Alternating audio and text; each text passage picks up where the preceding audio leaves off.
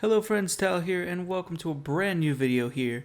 Today we're going to be taking a look at the 7.1.5 PTR. There's things that I've been looking at, things that I've been testing, and some of it's pretty interesting, some of it's pretty boring, but we're going to go ahead and go over it as the patch is coming ever closer. Of course, we all know that the Nighthold is coming out on the 17th. That means that the patch will probably come out 1 week before then. It's towards the ends of December. You know, Christmas is almost upon us. I wanted to go ahead and make this video about some things that I was curious about. So first things first, you're going to notice that there's going to be little links to different parts of the video. There's a section on Guardian Druid, there's a section on Vengeance Demon Hunter, there's a section on Warrior, and then a quick little section on Blood Decay. Now I'm here on the Monk to begin with because it's very, very short. Just wanted to talk about something really quickly. Some of the changes they have there. There's nothing for Protection Paladins because they honestly haven't gotten a really big change. But you can click on those links if you want to go directly to what you want to hear about. And the only other thing I want to remind you guys is, due to the way that YouTube's changed its algorithm, you are rewarded on your videos, quotation marks, with views and recommended things on the side if your video gets engagement. What that means is if you guys like the video, comment on the video, subscribe to the channel from the video. So if you want to go ahead and help me and have me continue to make this type of content for you guys, please go ahead and do those things if you actually enjoy the video. If not, you know, there's no need to do it. I'm still going to be making videos. It just helps get it out there and create more exposure. But anyways, guys, let's just jump right into it right now. So first things first, here on the Brewmaster Monk, the biggest changes that you have to think about and you have to remember is that Brewmasters right now are like the sleeper, hidden, amazing tanks. What that means is they've been kind of on the low end of the radar for the entire expansion, but they're very, very tanky. They're very strong. They're basically the only tank that was able to scoff at Mythic Odin, Thunderforged Spear besides Guardian Druids. And they're getting a couple of more changes and buffs in 7.1.5 that's making them look even better moving forward into Nighthold. And what those basically come down to are a changing of some talents. Now, you're still going to have healing elixirs, but you're losing Diffuse Magic and Dampen Harm is getting switched, and you're getting Mystic Vitality added. Now, to begin with, you have to remember that Stagger causes you to shrug off attacks, delaying 40% of physical damage instead of taking it over 10 seconds, and it affects magical attacks at 50% effectiveness. So baseline, you have like 20% magic damage stagger, essentially, unless I'm mathing wrong, which is always a possibility, guys. Please remember that I'm fucking shit at math. But that's what your baseline stagger is, and Iron Skin Brew raises it by an additional 40%. So you get to very high numbers with that. Let's see, is there a stagger thing? No, there's no stagger thing. But if you use it, you can see your stagger is increased by an additional 40%. And that's going to give you more magic damage reduction. So what Mystic Vitality does is stagger is 40% more effective against magical attacks. What this means is, yes, you're losing your big 60% magic damage reduction from diffused magic, but you could potentially have a far greater amount of magic damage reduction on a more consistent, more long-term basis, because you're keeping Iron Skin Brew up all the time, which is increasing your stagger, which is going to combo with Mystic Vitality and give you even more magic damage reduction. It basically is making them even tankier at the one thing that they were arguably not the best at, which was taking magic damage. Now, beyond that, they've also changed Dampen Harm to make it so that it's going to reduce all damage you take by 20 to 50% for 10 seconds, with larger attacks being reduced by more. What that means is, depending on how hard you're getting hit, you're going to reduce more damage. Now, this is a fantastic cooldown by itself. It works for magical, it works for physical. It's great. This is going to be the more you need a cooldown for this specific ability versus just having magic damage reduction the entire time. So a fight with a lot of magic damage, you're going to want to take Mystic Vitality. Anything else is probably going to be Dampen Harm when you don't need to take healing elixirs because it's trivial. Overall, these are not big changes, but they are significant enough that Brewmasters, I've been thinking this for a little while now, but they're gonna be absolute monsters, especially once you get some gear and some legendaries and everything going on to them. I see them doing quite well. And if you've been playing a Brewmaster the entire time, people have been putting you down, just know they are still possibly the highest skill cap tank in the game. You have to know how to purify right away big hits, how to have your stagger up, maintaining all these things. There's not as much spinning plates that you're juggling at this point, but it's the crucial key part is your purify good? Are you purifying a significant amount of damage? Because even though healers still have to keep you up, if you're purifying the big hits, the ones that matter, it doesn't matter. You're going to be, the tankiest of all the tanks. So keep that in mind. Pretty interesting changes as far as Brewmasters go. Alright, now coming over to the Blood DK, they again have received a couple of mostly just talent changes, some mechanical things, but again, it's not really the big meat and potatoes of this video, so I want to go ahead and do it next. For the most part, I just want to go ahead and mention that Bone Shield, let's see if I can find it. Is there an actual a thing for it? No, it does not seem to be. So anyways, well, it's in Morrowind. So Bone Shield is going to surround you with a barrier of whirling bones, reducing all damage you take by whatever percent, increasing your haste by whatever percent. Each melee swing against you consumes a charge. Thank you. Thank you so much. Because again, as I've been saying the entire expansion long, any damage was taken away your Bone Shield. So the fact that they finally went ahead and did this mechanical change, it's just a straight up buff to Blood DKs. It's welcome, it's needed. It should have been here in the beginning, so that's good that that's finally in there. But again, as far as talent changes goes, they've actually made Bloodworms heal you for some sort of significant amount. It's going to heal you 15% of your missing health, not 5. 5 was just frankly dumb, but it's good that it's going to be healing you for a decent amount. They nerfed the amount of runic power from Heartbreaker just a little bit, but you're still not going to really want to take Blood Drinker or Soul Gorger unless you hate your life and everything about it. So nothing too crazy change there. Now, for the most part, I think you're actually going to be taking, or I think people are taking right now, Blood Tap, and you will be taking Blood Tap, just giving you that extra rune, especially because going into Rune Tap, it's much, much stronger now. It's going to reduce all damage taken by 40% for 3 seconds.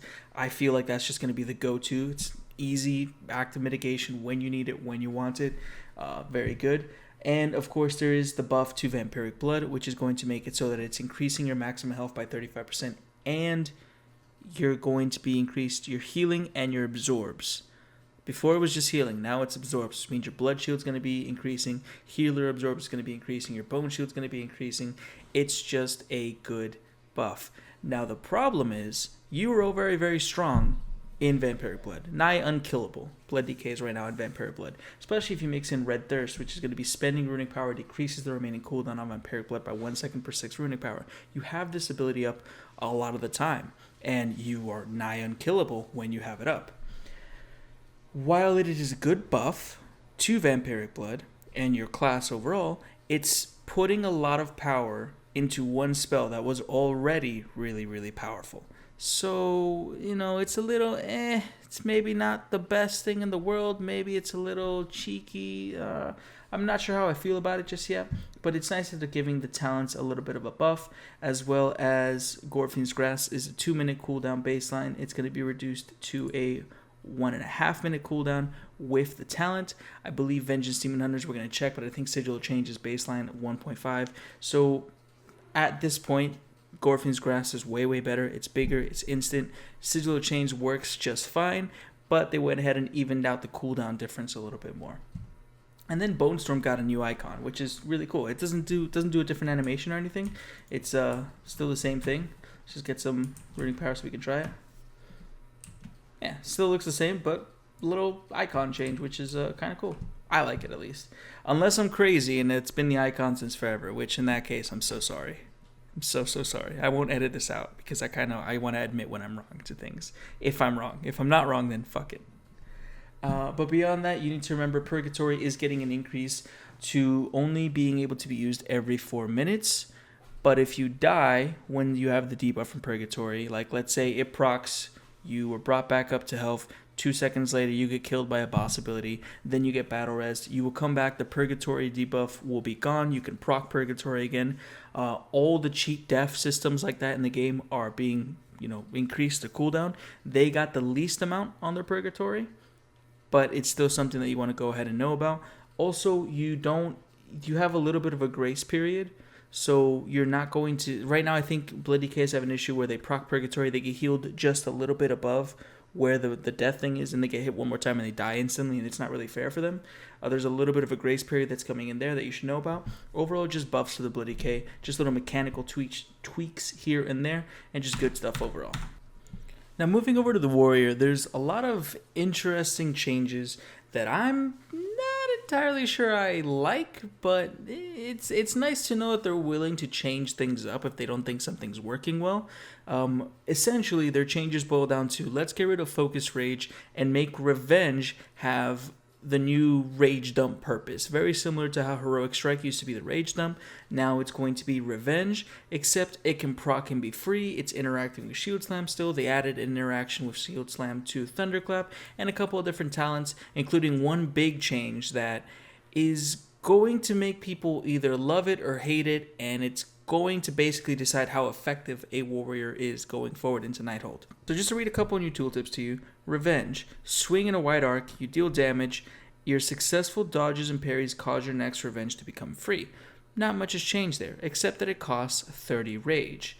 And then Thunderclap is going to be also proccing Shield Slam recharges. So Devastate, Thunderclap, and Revenge can cause the cooldown of Shield Slam to reset, so you have that more often. You still have Ignore Pain, you still have Shield Block, and you're still basically expected to keep up both of those things. Shield Block is now 15 range instead of 10, so it's a little bit more of a rage cost. And you have to keep in mind that if you just spam Revenge, it is 30 rage, it's going to cost you.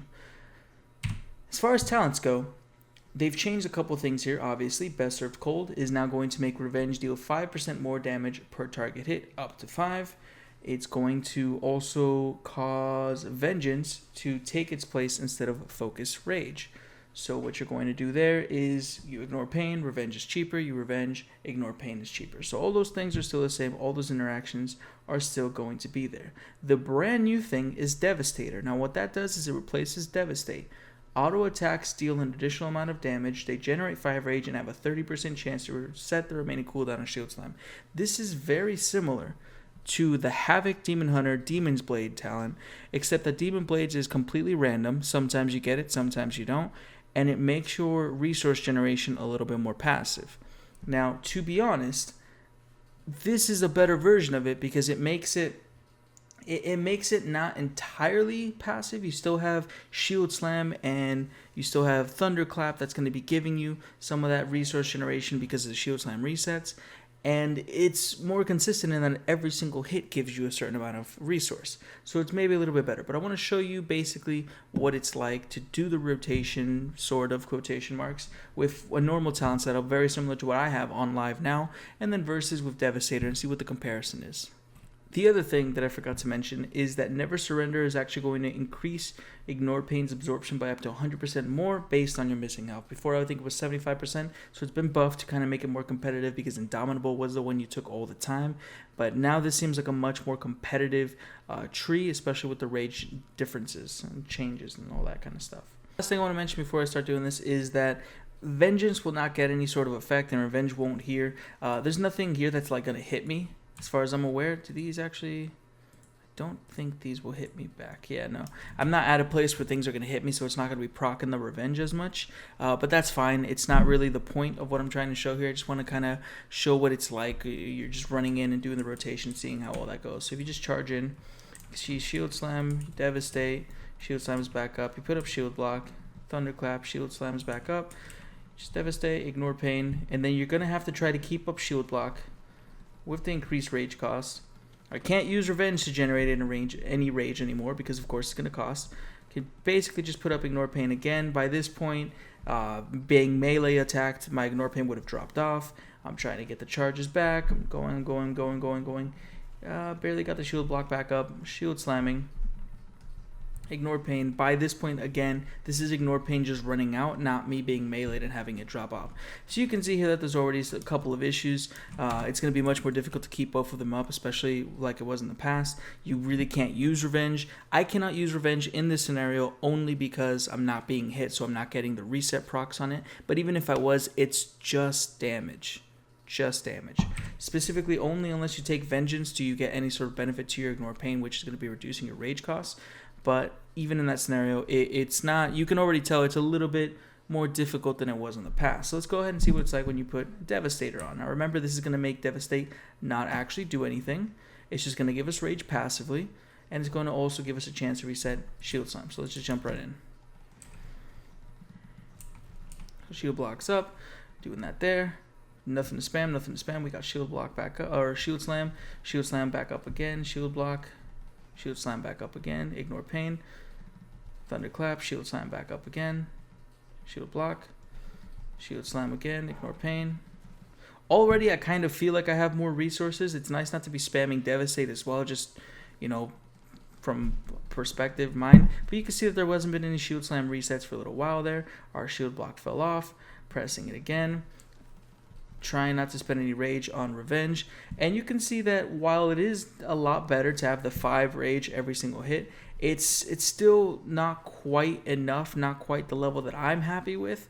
But again, you have to think that there's, you know, gear comes into this. Do you have enough haste? Do you have enough of this going on? Do you have enough of that going on? And you're not getting hit, so you're not getting rage generation from there and things like that. So there's a lot of things to keep in mind. It's not, I'm working in a little bit of a bubble, but the bubble doesn't have the damage, rage generation. It doesn't have the revenge procs, which is going to make vengeance make my ignore pains cheaper so that I can have it up more often. What I'm worried about is I think Devastator is going to end up being the best talent. Indomitable is always going to be really strong because of that increased maximum health and increased ignore pain.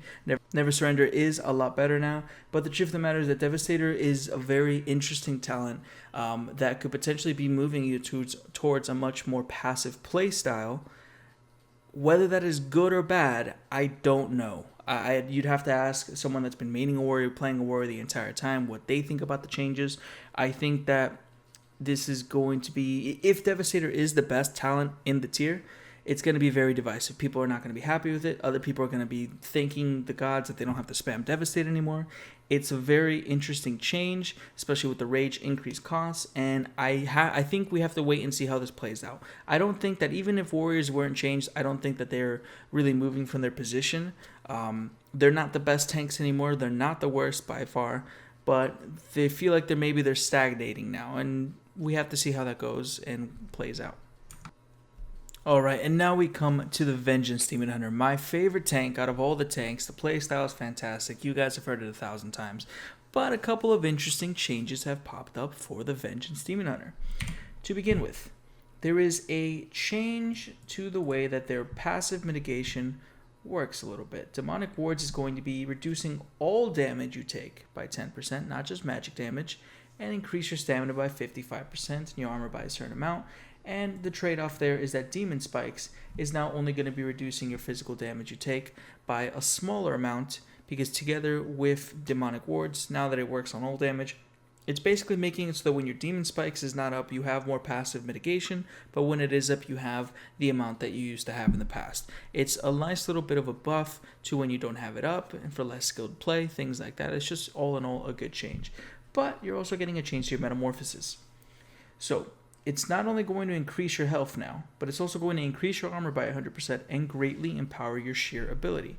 And when you pop in a Metamorphosis, your sheer becomes Sever.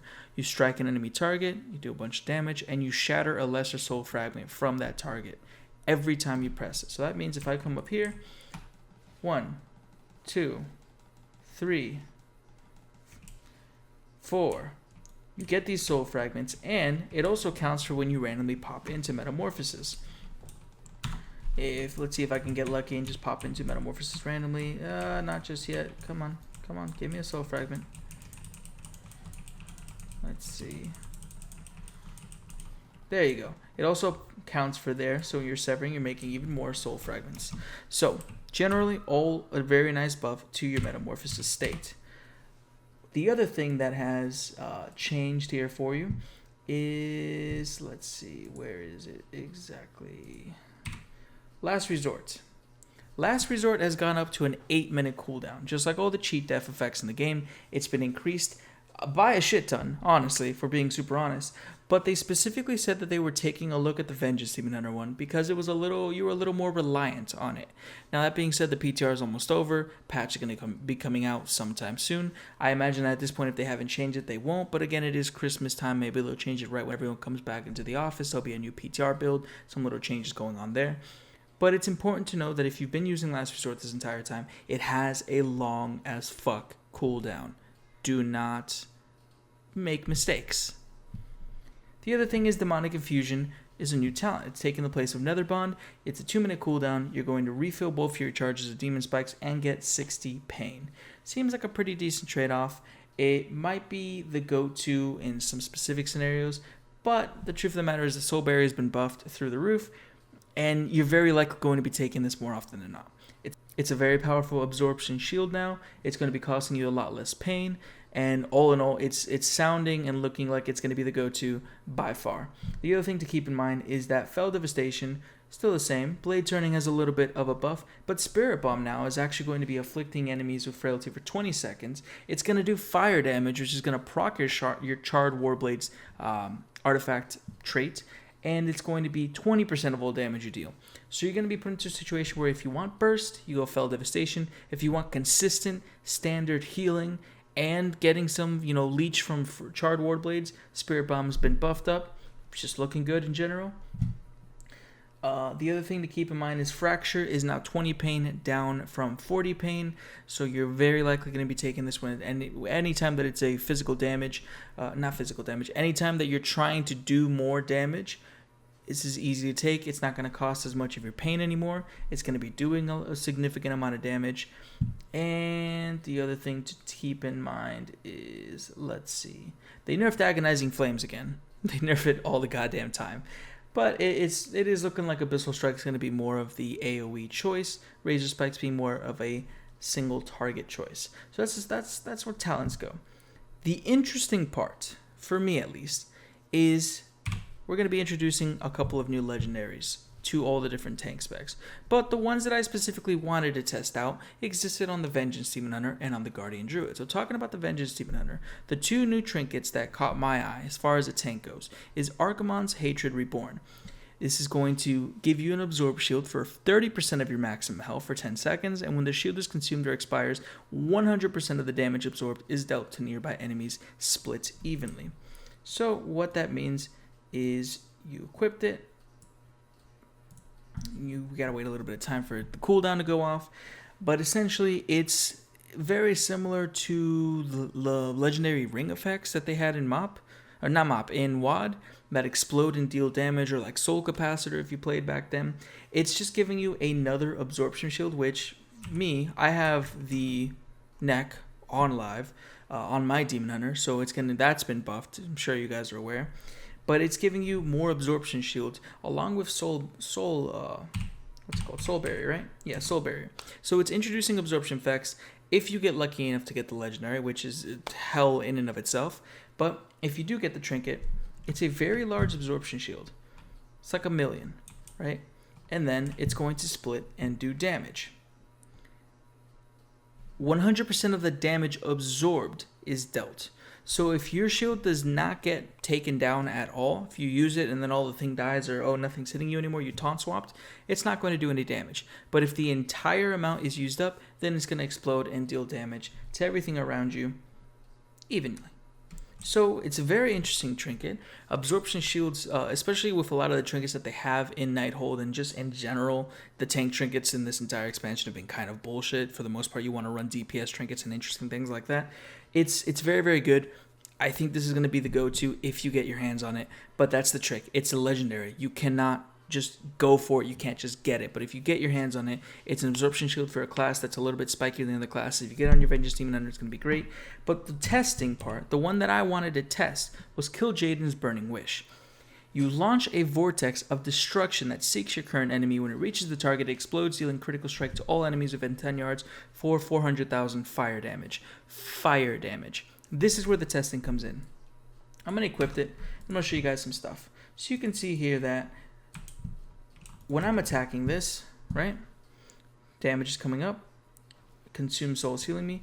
I press Immolation Aura, and you can see Charred Warblades heals me for 0 fire damage, a bunch of overhealing, because I'm radiating damage to all these people, all these target dummies, and Charred Warblades is going to make me heal for 15% of all fire damage that you deal.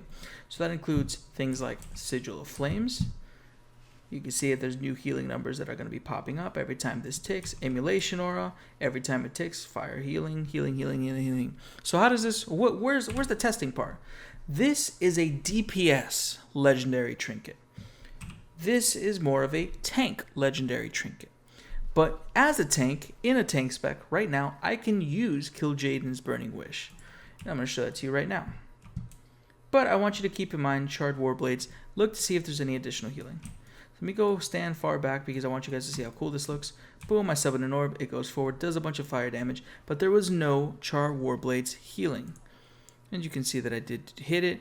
It was decent enough, it wasn't a big deal. Most of my other attacks are doing more damage. But the interesting thing to note is, this is a DPS legendary. I don't know if it's going to just drop for any specialization or if you have to be in the DPS spec, but when it drops, if you get it as a tank, you can use it. But it does not go with Charred Warblades. It does not give you any healing from that damage that you might do to a massive amount of mobs. So, something to keep in mind. If you get it, especially on a Vengeance Demon Hunter, fantastic, you can do a bunch of damage. It will not give you healing. So if you wanted to go ahead and test that out, that's not an option. The other thing that I really wanted to check out, though, was this legendary, this new one. Your Fiery Brand now heals you for 100% of the damage done, and each enemy hit by your Sigil of Flame increases the instant damage of your next Fiery Brand by 15%, stacking up to 15 times.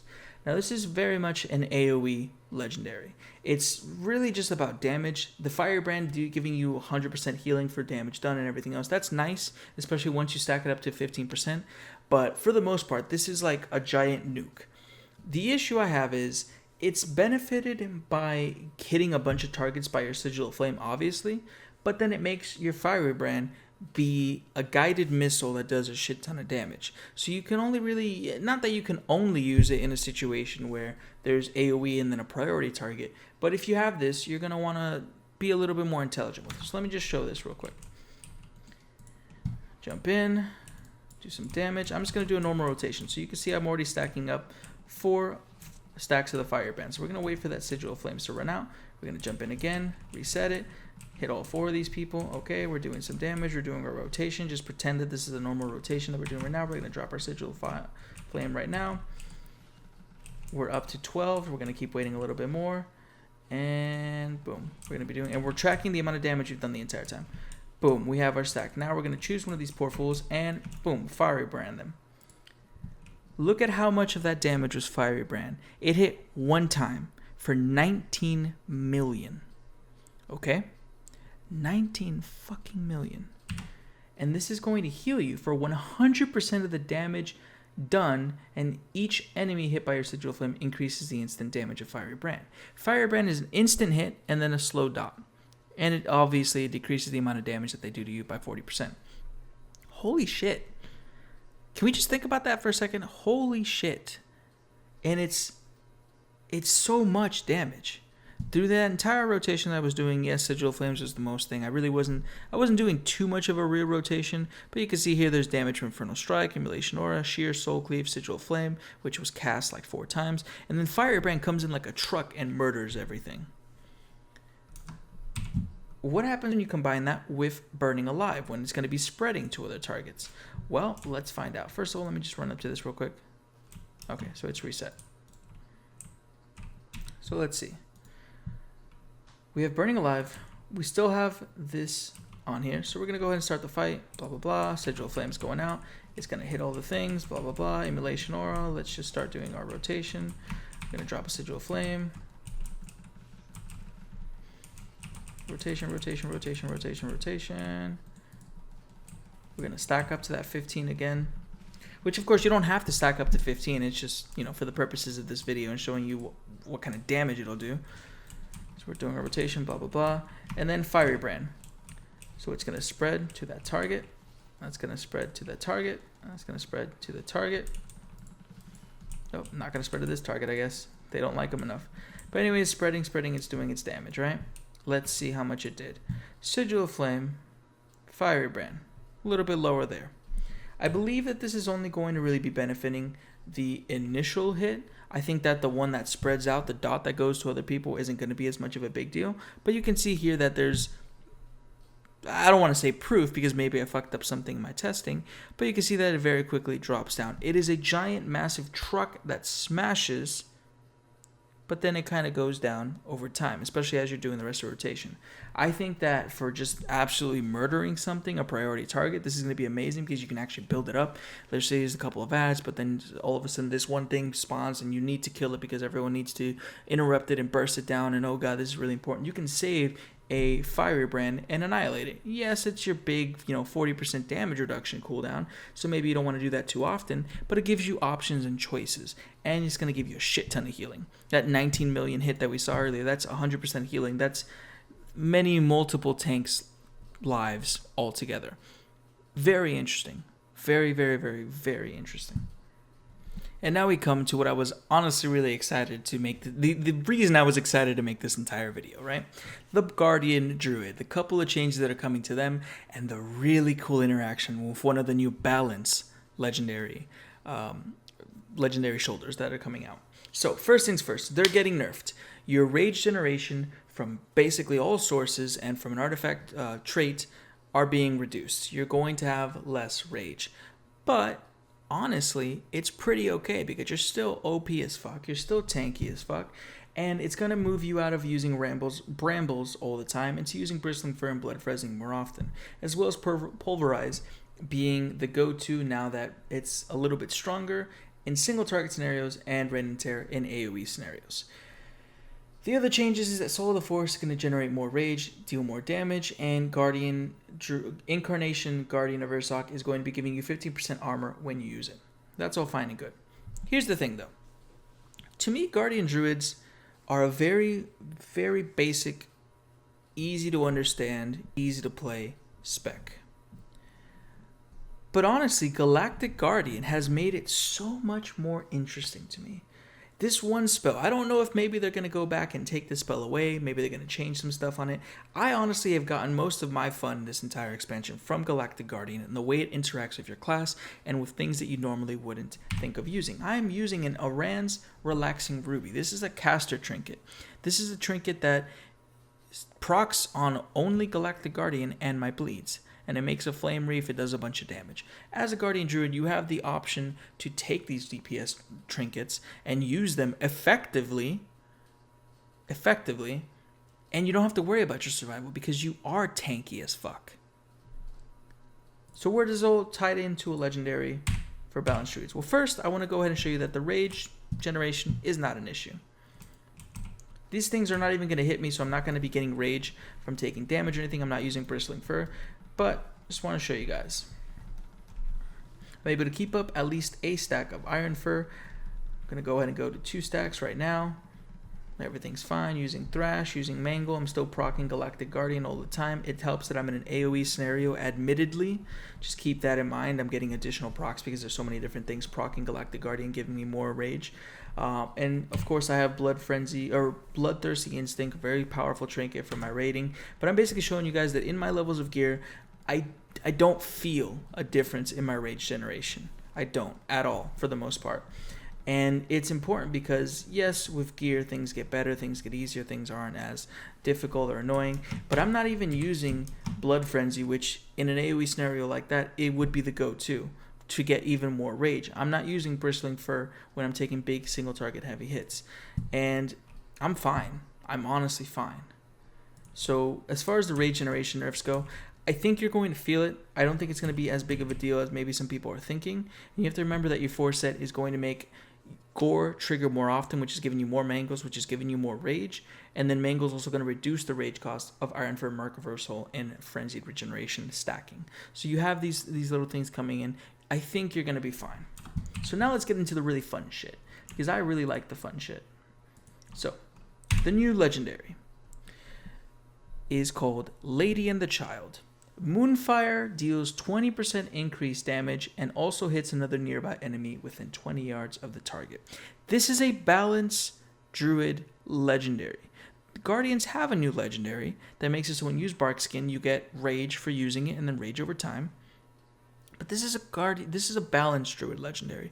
So right off the bat, I want to make something clear. Your chance of getting this is fucking astronomical.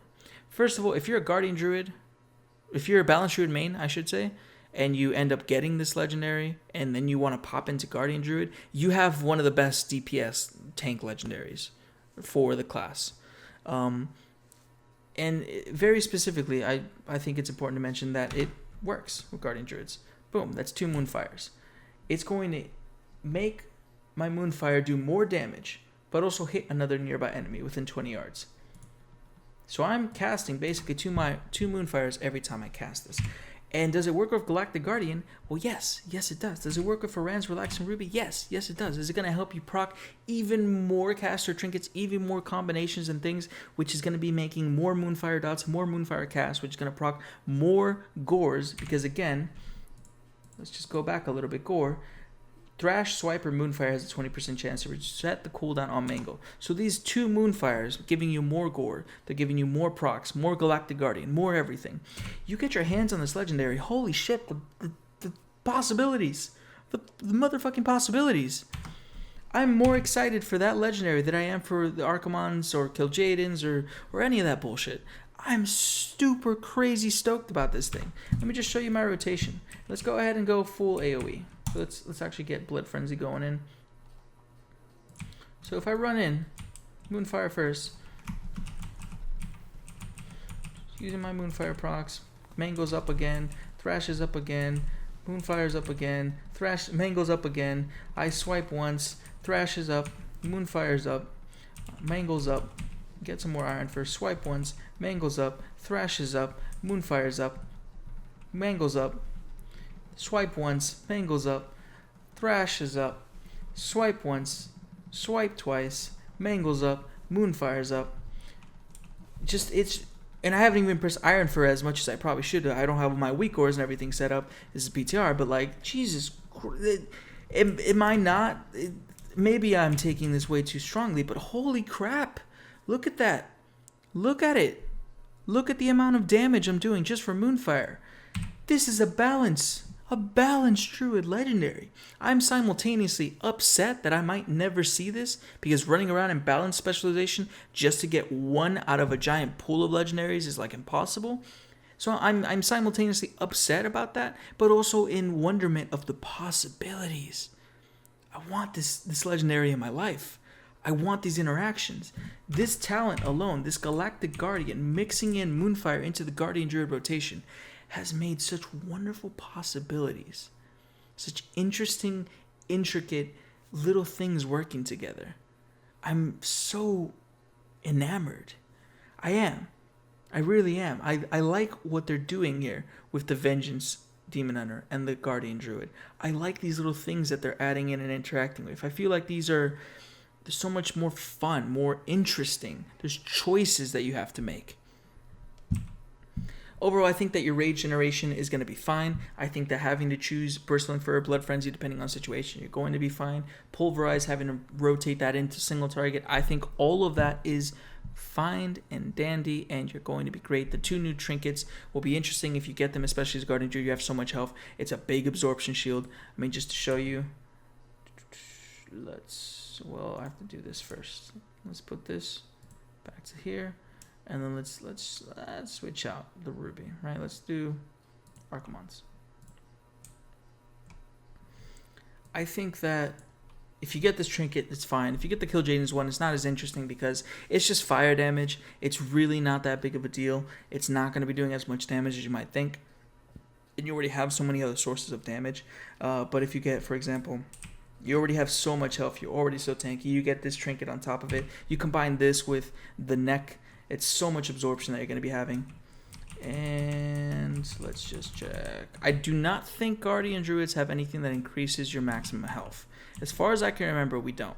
But you use it, and at my levels of gear, that's 1.7 million shield. That when absorbed just does damage to everything around me. That's pretty strong. I mean, you don't have absorption effects as a Guardian Druid, so it's covering a part of your toolkit that might be a little bit lacking. But it's just strong, and the shoulders. I want these shoulders in my life, and I don't know how to get them because if I run around in Balanced Druid spec, I don't have all the Guardian Druid legendaries. I want a couple more. There's a couple more interesting things, and I'll curse myself for every Guardian or Balanced Druid legendary that I might get. But Lady and the Child, I'm not going to lie to you guys. It's the most tempting thing to just run around in balance and just pray. Because if you get this and you get lucky, that'd be a good day. Really good day. But anyways, guys, that's just a couple of things that that were on my mind that I wanted to test out in the 7.1.5 PTR. All of this is subject to change. I hope you guys liked the video. I hope you guys, it's a little bit of a longer video, but there's a lot of things that I wanted to visually show you. I did my PTR patch notes, but now I actually got a chance to play around with some things and see how it all went. I'm freaking excited for the Vengeance Demon Hunter and the Guardian Druid changes, but again, they've been my favorite tanks the entire expansion. Can you really blame me? Again, Protection Paladins, not too much changes, not enough for me to really go in and take a look at them. Blood Decays, good mechanical changes, good talent changes, just buffs. Brewmaster Monks, fucking watch out for them because they're dangerous. But those Warrior changes, I don't know how I feel about them. I don't know how I feel about them just yet. If you liked the video, please go ahead. Those engagement things, I really appreciate it. I'm still looking for to make a new intro. I think what I'm going to do is not worry about an intro for my videos for now. I'll just change the outro, which there should be a new outro for this video so I can take advantage of the new YouTube changes. But beyond that, I just want you guys to know I appreciate the ever-living shit out of you guys for watching this. I appreciate you if you've spent the entire video watching the entire thing. I appreciate you if you comment, you like, you subscribe, all that jazz. Thank you so much. I'm kind of excited for 7.1.5. As long as I can find a guild. Please, I'm a bear and I need a cave. I will sleep. I'm cuddly. Someone take me. Please, dear God. Thank you guys for watching. Have a wonderful day. Hey guys, I hope you enjoyed the video. If you did, go ahead and hit that like button. I want to give a very special thank you to my Patreon patrons who continue to support me every single month and believe in what I do and in me continuing to do this. I also want to go ahead and let you guys know if you want to subscribe to the channel, hit that cute little bear. You can go ahead and support me on Patreon following the link, or you can look at my latest video. Thank you so much. I hope you all have a wonderful, fantastic day. See you next time.